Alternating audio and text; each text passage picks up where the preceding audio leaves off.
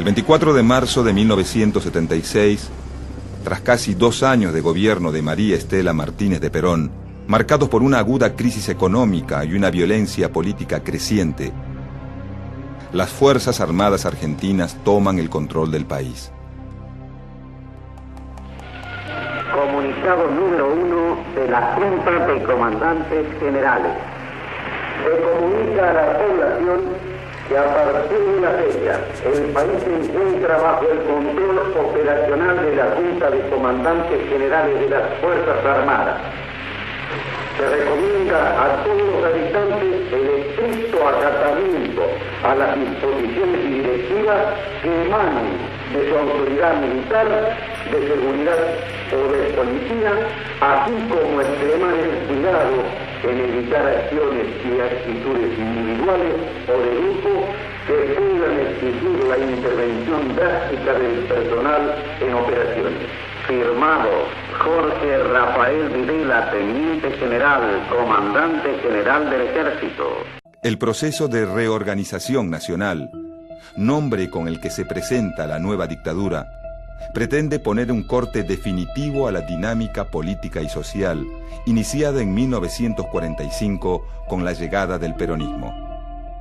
Su intención es disciplinar a la sociedad argentina en un nuevo proyecto de país ordenado, sin huelgas, conflictos ni movilizaciones populares, con una clase obrera más obediente y un Estado con menos intervención en las relaciones económicas y sociales.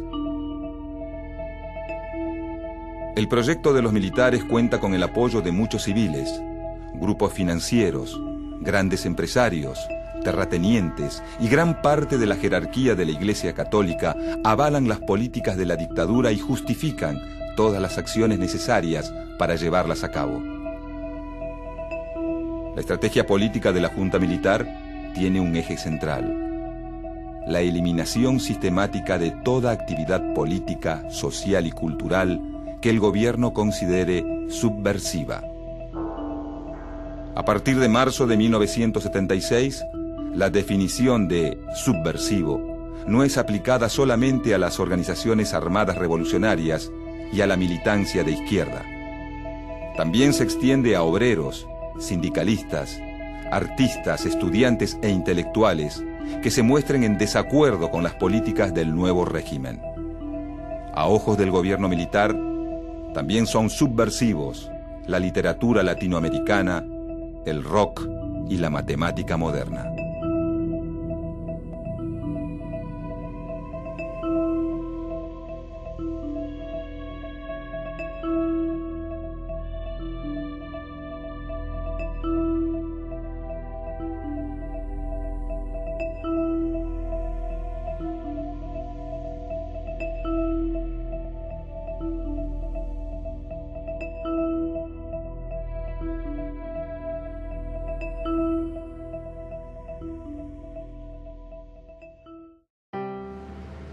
Al igual que las anteriores dictaduras, la Junta Militar disuelve el Congreso, prohíbe los partidos políticos y decreta el estado de sitio.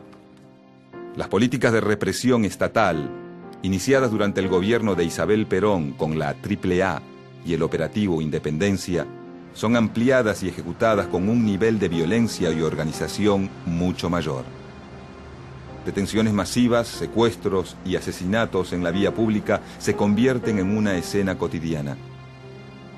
A pesar de todo, la mayoría de los partidos políticos, sindicatos y sectores intelectuales deciden llamarse a silencio. Una parte de la sociedad ve el clima de orden y disciplina castrense como un alivio al caos y la violencia padecidos durante el gobierno de Isabel Perón. En poco tiempo el miedo, el silencio y la sospecha se instalan como el mecanismo más efectivo de control social. Desde los medios oficialistas se estimula a la población a denunciar a todo aquel que consideren subversivo, sin importar que sea vecino, conocido o compañero de trabajo.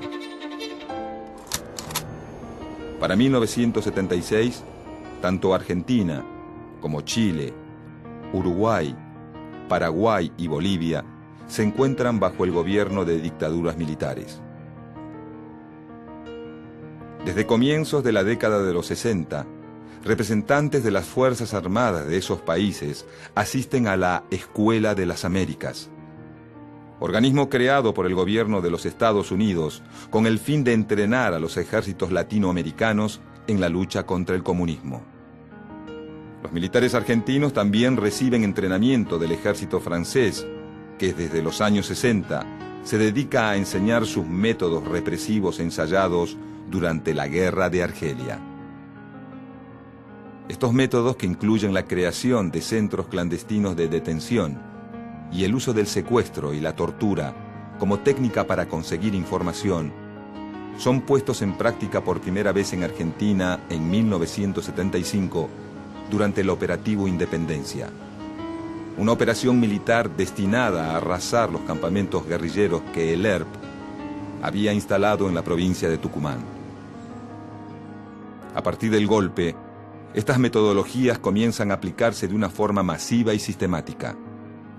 Es así que en 1976, el país se divide en distintas zonas, subzonas y áreas en las que funcionan casi 350 centros clandestinos de detención. En estos centros, todo el escalafón de las fuerzas de seguridad, desde las más bajas graduaciones hasta los más altos oficiales, está comprometido en el accionar represivo totalmente secreto e ilegal.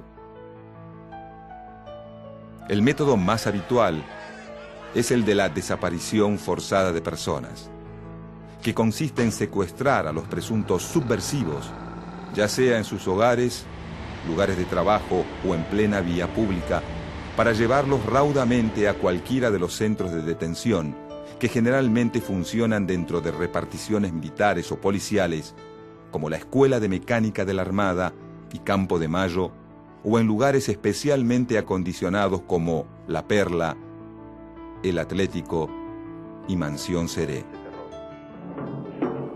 Colmadas las cárceles ordinarias, crearon ustedes en las principales guarniciones del país virtuales campos de concentración, donde no entra ningún juez, abogado, periodista o observador internacional. El secreto militar de los procedimientos, invocado como necesidad de la investigación, convierte a la mayoría de las detenciones en secuestros, que permiten la tortura sin límite y el fusilamiento sin juicio. Una vez ingresado en el centro clandestino de detención, el detenido desaparecido es torturado y sometido a condiciones extremas de vida que incluyen aislamiento, escasa alimentación y la prohibición expresa de hablar o ponerse de pie. Para evitar el contacto visual con sus captores y con otros en igual situación, todos los detenidos llevan los ojos vendados o son encapuchados. El método de tortura más habitual, usado en los centros de detención, es la picana eléctrica, empleada generalmente para conseguir información sobre la vida y sobre las actividades de los prisioneros. Este método es aplicado a todos los detenidos, incluidos los ancianos, los discapacitados y las mujeres embarazadas. Muchas de ellas son obligadas a dar a luz en los mismos centros de detención y sus hijos son luego apropiados por los mismos represores o entregados a familias allegadas a los militares. El potro, el torno, el despellejamiento, la sierra de los inquisidores medievales reaparecen en los testimonios junto con la picana, el submarino, el soplete de las actualizaciones contemporáneas. La fase final de la represión es la eliminación física de los detenidos. Durante los primeros años de la dictadura, el método más frecuente consiste en fraguar enfrentamientos armados en los descampados del Gran Buenos Aires.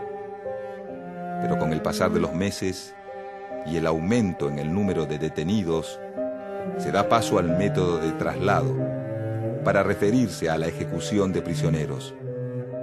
En algunos casos, el traslado consiste en narcotizar al detenido con una fuerte dosis de sedantes para luego ser arrojado desde un avión a las aguas del Río de la Plata. La finalidad de este método es deshacerse de los cuerpos de los prisioneros ya que según la visión del gobierno militar, sin cuerpos no hay pruebas, sin pruebas no hay delito.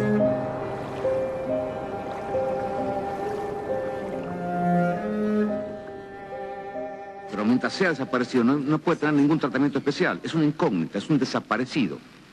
No tiene entidad, no está. Ni muerto ni vivo, está desaparecido.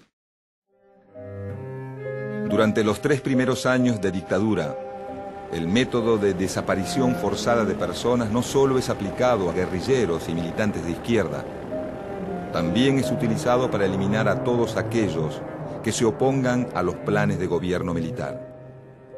Un dato importante es que más del 30% de los desaparecidos son obreros industriales. A ustedes, son nuestra última esperanza.